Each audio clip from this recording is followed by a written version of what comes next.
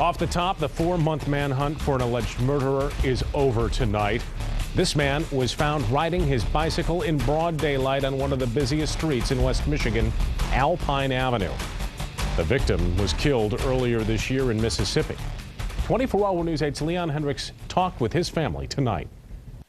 It was a big relief for the family of the victim. They spoke with us. You'll hear from them in a moment. But today, tips led investigators here to busy Alpine Avenue, busy shopping area. Lots of folks in this area. They caught their suspect riding a bicycle here.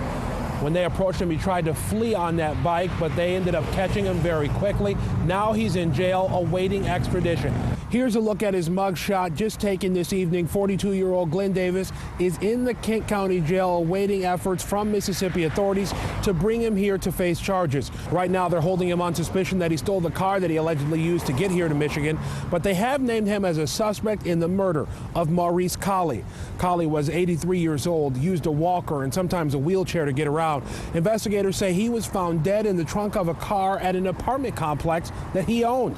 Colley's family tells us that Davis may have done contract work in the yard for Colley, but they never met him. They say today's news is a relief.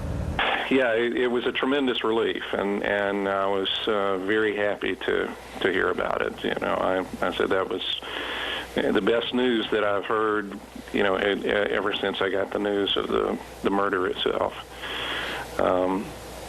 I feel like justice is going to be served here, and that's about all one can ask for at this point. Mississippi investigators were able to get national exposure. The case was featured on America's Most Wanted, but in the end it was tips that led authorities to make their arrest here and get a man who they say is very dangerous off the streets. Reporting along Alpine Avenue, Leon Hendricks, 24-Hour News 8.